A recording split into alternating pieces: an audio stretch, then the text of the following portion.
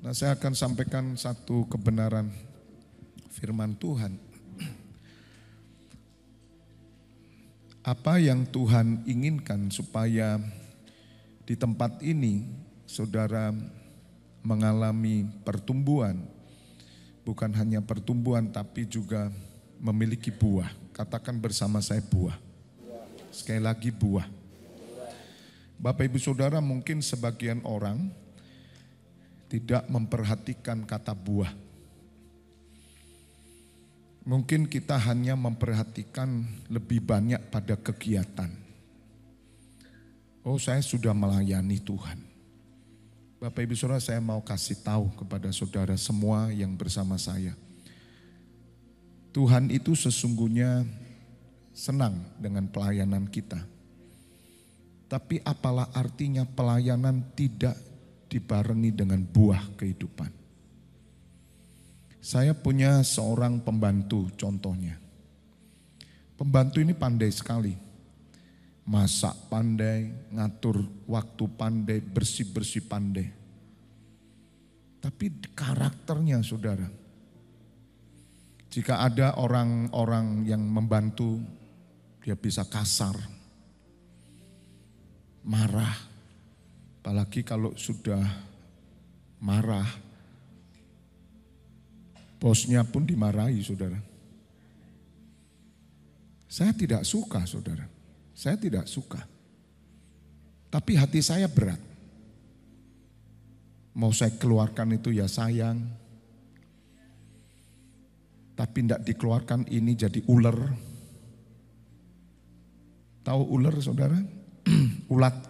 Itu dia menghabiskan pohon itu. Demikian juga kerajaan surga. Kita ini kan selalu mikirkan, oh yang penting beres dah bos, beres bos. Tidak saudara, yang dilihat Tuhan itu buah. Itu bukan berarti kemudian saya memilih seorang pembantu yang baik, yang pembantu ini ramah, tapi dia tidak melakukan tugas. Ya saya juga tidak suka. Tapi yang Tuhan cari buah. Yang perlu Bapak Ibu Saudara catat ya. Selama kita masih di bawah kolong langit ini, kasih karunia Tuhan bekerja dalam hidup kita. Tetapi setelah kita meninggalkan langit bumi ini, maka bukan kasih karunia lagi, tapi buah hidup saudara. Cek di Alkitab. Setiap orang akan menerima hasil buah dari perkataannya, buah perbuatannya, buahnya itu yang dilihat. Maka itu dalam Yohanes 15 dikatakan,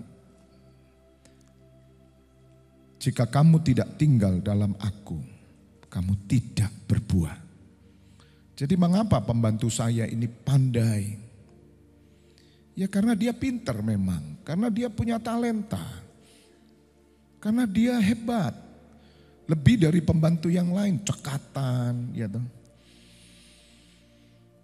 Yohanes 15, tinggallah dalam aku dan aku di dalam kamu, sama seperti ranting tidak dapat berbuah dari dirinya sendiri. Mengapa kita sukar berbuah? Bapak Ibu Saudara, saya beritahu, buah dalam kekristenan itu bukan karena pendidikan saudara.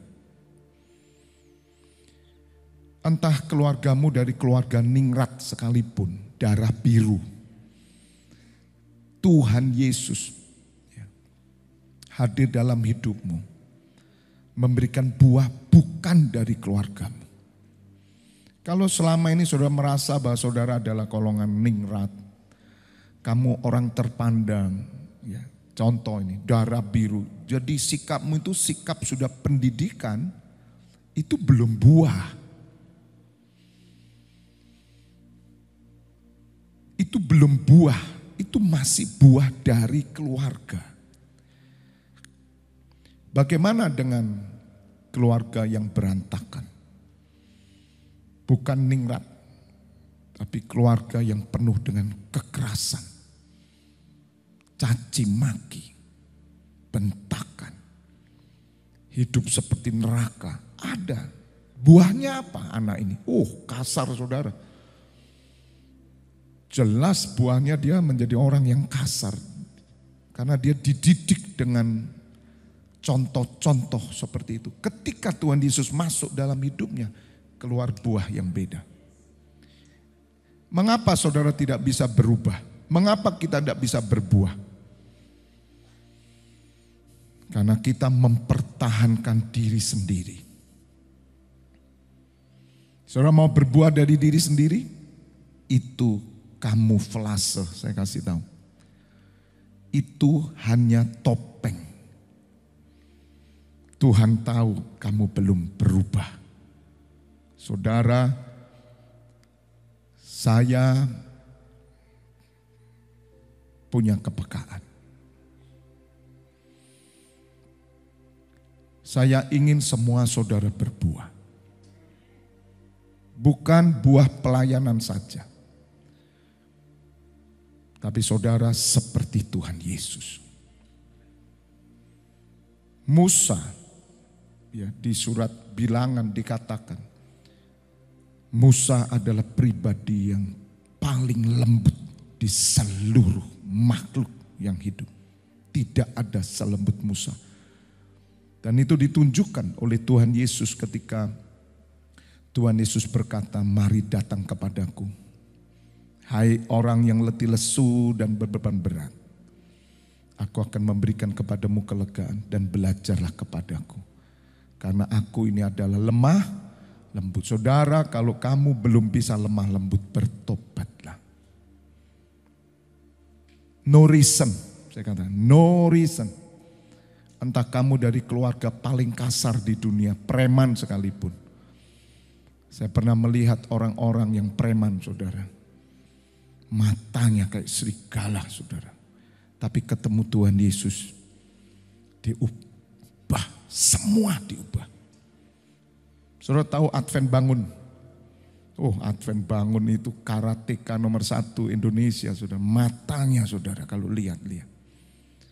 Tapi ketika dia percaya Tuhan Yesus, diubah, saudara.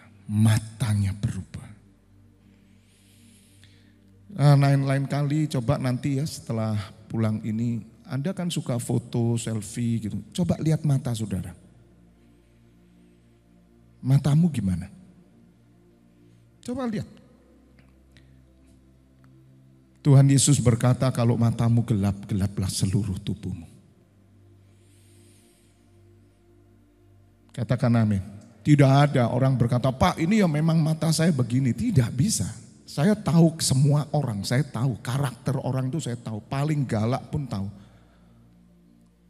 Tetapi mata itu tidak bisa diubah, saudara.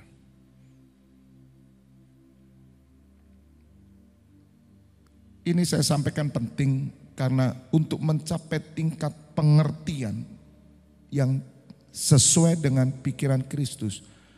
Hal yang pertama, saudara harus berbuah dari diri saudara.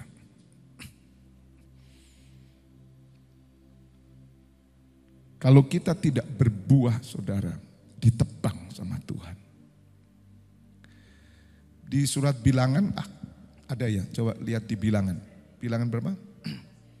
12 ayat 3 ya, ketika waktu itu marah nih si Harun dan Miriam. Adapun Musa ialah seorang yang sangat apa saudara? Lembut hati. Ini loh buah.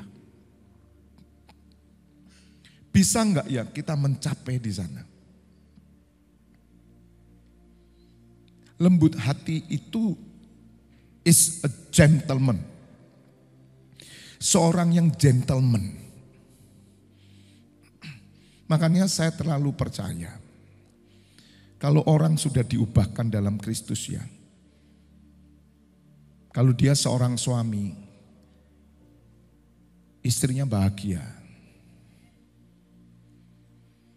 Kalau istrinya menderita karena perkataan, karena sikap, karena seperti buaya, seperti anjing galak, dia belum berubah.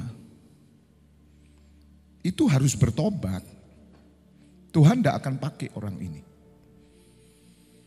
Kalaupun dipakai ya karena itu tadi yang saya katakan.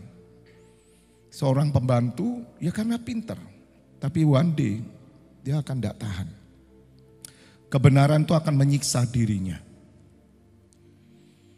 Saudara, dalam Kristus itu kita tidak bisa sandiwara. Jangan dipaksa. Jangan Anda seolah-olah lemah lembut depan orang. Seolah-olah saudara di depan orang itu sudah berubah. Tidak bisa. Tidak bisa. Tidak kuat saudara. Dalam Kristus itu berubah-berubah. Berbuah-berbuah. Lemah lembut, katakan lemah lembut. Bukan lemah gemulai loh ya. Lemah lembut. Oh puji Tuhan, Pak, saya ini terlatih dari keluarga sabar. Nama bapak saya aja Pak Sabar. Saudara, apakah orang yang terlatih sabar itu apakah sudah berbuah? Belum. Itu masih buah keturunan.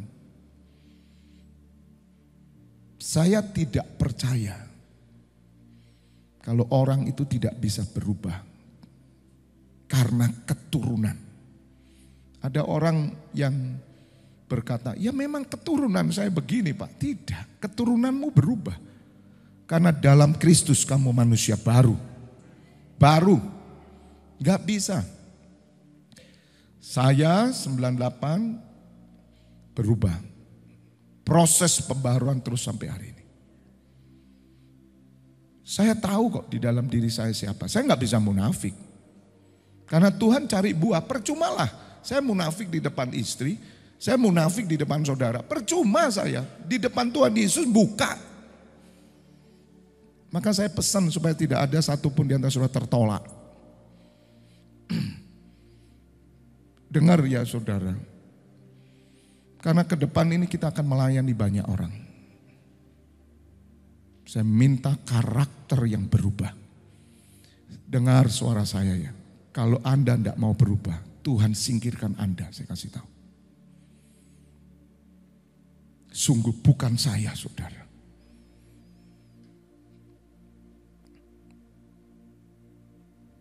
Bagi saya saudara, menemukan orang-orang yang masih karakternya duniawi. Tidak lemah lembut. Bagi saya masih bisa tahan saudara. Tapi batas tertentu Tuhan tidak tahan. Karena Tuhan tidak mau bahwa formasi yang dia buat di tempat ini bisa hancur. Hanya oleh ulat-ulat. Besok rapat saya akan bicara tentang formasi. Saya melihat formasi di tempat ini sangat bagus karena ini satu kesebelasan. Ini kan pertandingan, kita kan teamwork. Sama seperti futsal itu kan ada punya formasi, penyerang siapa, yang back yang bertahan siapa. Ini bagus saudara, saya sudah nangkep ini. Tuhan senang.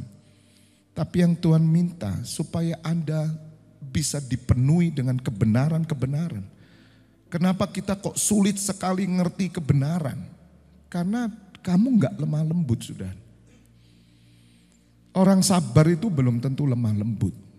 Kelihatannya aja di depan lemah lembut. Di dalamnya tidak saudara. Pelayanan yang didorong dari lemah lembut akan menghasilkan buah kerajaan surga. Saya kasih tahu. Kalau pelayanan yang didorong dari hati yang kasar, keras, sehebat apapun pelayananmu, menghasilkan daging. Dan orang yang kau hasilkan dalam pelayanan juga orang yang kasar dan keras. Kepahitan, saudara kepahitan, Anda pelayanan, muridmu kepahitan juga. Makanya penting sekali, transfer spirit. Saya orang tua, kalau saya tidak lemah lembut, saya tidak berubah, spirit saya akan menghasilkan sampai cucu saya, orang-orang keras. Itu dari kita saudara. Makanya saya pesan di tempat ini, Saya mau menuju sempurna. Saya tidak mau saya sendiri dan beberapa orang yang saya tahu untuk kita diterima oleh Tuhan Yesus layak. Tapi ada beberapa yang ditolak. Saya tidak mau, saudara. Karena ini yang sangat penting. Karena banyak orang Kristen, pelayan-pelayan pikirnya gini loh. Wah, saya sudah pelayanan. Wah, saya sudah Pak Gembala senang. Pak Gembala itu senang kalau kamu berbuah. Saya enggak suka hasil pelayanan. Hasil pelayanan itu daging, saudara, semua. Tapi buah hidupmu itu loh, saya lihat. Itu kalau saya lihat perubahan buah hidup yang bagus, saudara. Udahlah. Dengan sukacita saya melakukan sesuatu semuanya. Dengan rela, dengan ikhlas. Bukan dengan sedih. Lembut hati ini penting, saudara. Kalau tidak bisa berbuah. Tidak bisa. Tidak ada kok satu orang pun lembut hati sebelum kita ketemu Tuhan Yesus. Dan kita tahu kok kita ini pribadi apa. Mari buka Roma 7 lebih dahulu. Supaya Bapak Ibu semua mengerti yang Tuhan cari di sini itu buah. Jangan banggalah dengan semua yang ada di sini. Wow, saudara pikir bahwa wah ini hasil karya saya, Pak. Ya, it's good. Tapi yang Tuhan cari di dalam kamu itu. Kalau di dalam kita, minta maaf saudara, masih belum berubah. Di dalam kita, hati lemah lembut itu baik loh saudara. Tidak ada orang yang lemah lembut itu nipuan, bohongan, gak jujur, gak ada. Gentleman itu namanya. Mesti halus orangnya. Itu bukan bicara perawaan. Jack Lee itu perawaknya gede ya toh. Orang ngelihat sangar ini orang. Begitu diajak omong. Haleluya. Karena dia udah diubah. Nah sekarang lagi di Bali dia. Ya nanti pasti ketemu saya ya Jack Lee. Nanti itu rapat. Roma 7 ayat 4. Kita baca. Walaupun saya tidak punya waktu banyak, mudah-mudahan ini mengajak saudara seriuslah visi 2033. Tolong kasih tahu saya istri-istri yang punya suami jangan malu ya. Ini yang sudah menikah. Ya. Atau istri-istri yang punya suami kasih tahu saya karakter mereka. Jangan sungkan. Ini pengembalaan. Kalau Anda punya anak-anak yang karakternya enggak benar, pelayanan di sini kasih tahu saya. Yang suka katakan amin. Jangan tutupi suamimu, jangan tutupi istrimu, anakmu. Ini pengembalaan loh saya bilang. Saya ngurusi roh, saya enggak ngurusi makan minum saudara. Kasih tahu saya. Karena saya enggak mau munafik di sini. Pendoa di sini tapi brengsek di dalam rumah. Kasih tahu saya. Amin. Yang istri-istri yes gitu. Jangan takut. Kasih tahu ngomong sama saya, Pak suamiku belum berubah. Saya tidak akan pecat kok dari pelayanan. Karena saya hanya minta Tuhan ubahkan dulu. Tapi kalau memang perlu saya akan panggil. Enggak main-main. Percumalah kita ke gereja ini munafik semua buat apa. Kalau saya munafik istri saya nanti lapor saudara. Ya perlu dong, Anda anak saya kok. Kasih tahu saya bilang. Tapi kalau Anda dikit-dikit lapor, Anda yang saya ciwir. Wong suami gak apa-apa, istri gak apa-apa lapor, kemelelet kamu itu. Gregetan aku bisa, pegel aku. Kecerewet kamu. Tapi mari kita lihat benar gitu, jadi buah itu mesti nampak. Pak, saya lihat anak saya semakin pelayanan kok tambah kasar ya sama saya. Oh cepet ngomong. Itu ada setan halus itu masuk. Yang tak mandiin sama saya.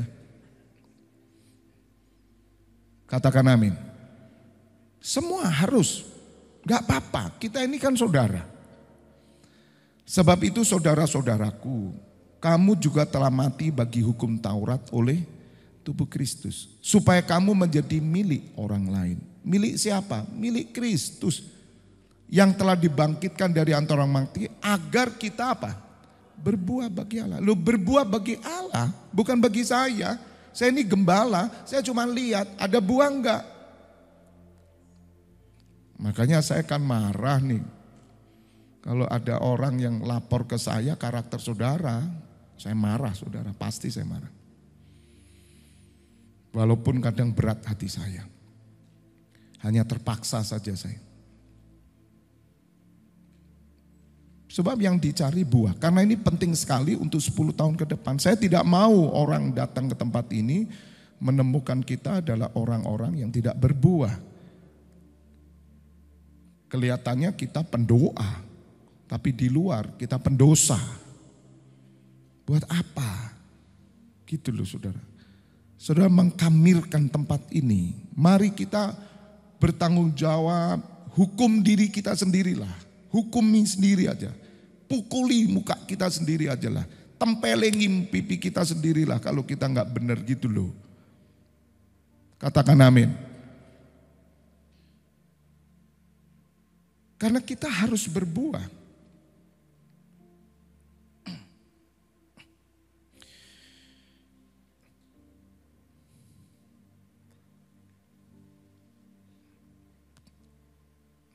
Tolong buka dalam Lukas 13. Penting sekali ya buah. Karena kalau saudara tidak berbuah, saya ajar saudara, ya pengajaran hari Selasa, saudara tidak akan pernah bisa berbuah. Tidak akan ngerti.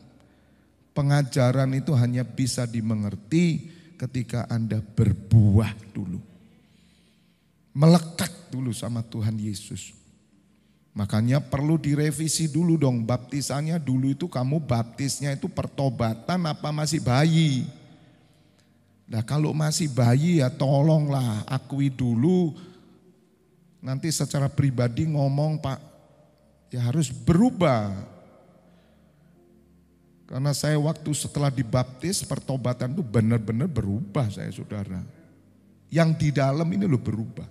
Walaupun masih terus mengalami perubahan.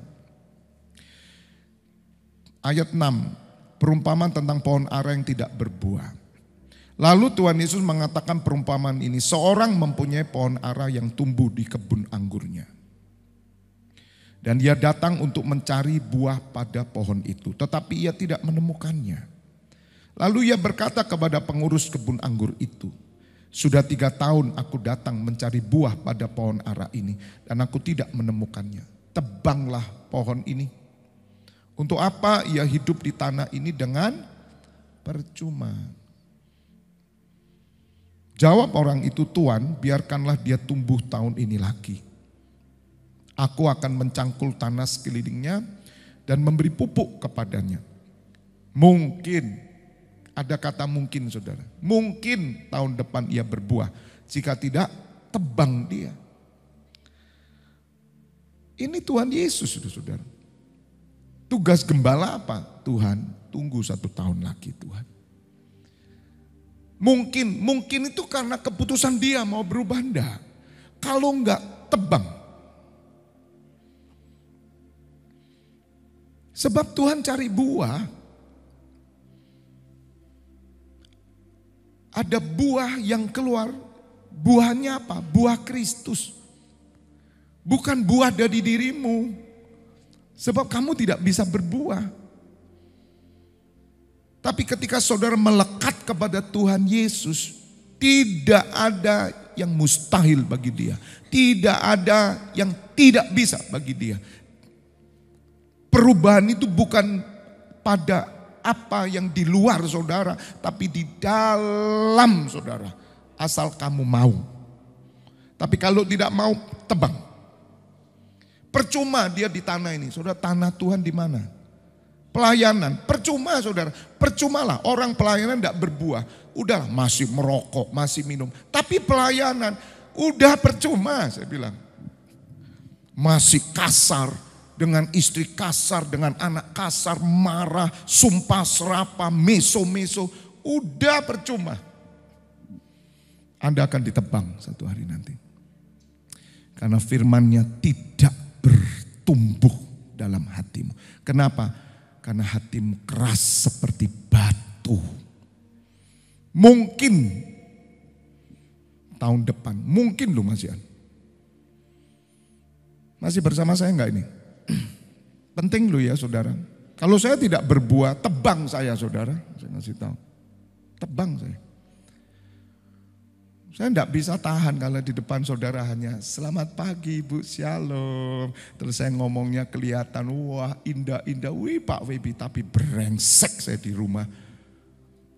Gak tahan saudara, enggak tahan. Sama seperti orang yang menyimpan gelembung api di dalam bajunya. Bakar enggak? Bakar saya saudara. Nah ini kalau ada orang pelayanan tapi dalam hatinya semak belukar. Saudara, tapi masih tahan. Hebat orang ini. Hebat saudara.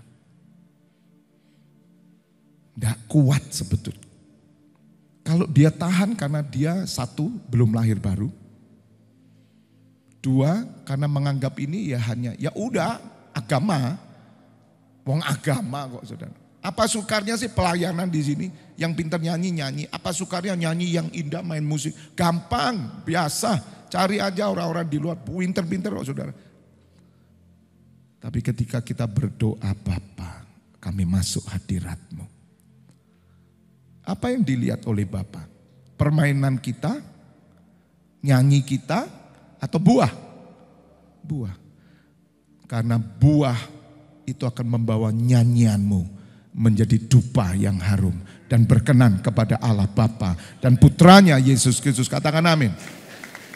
Sepinter-pinternya saudara, sehebat saudara tentang Alkitab, itu semua percuma. Garis bawahi kata percuma.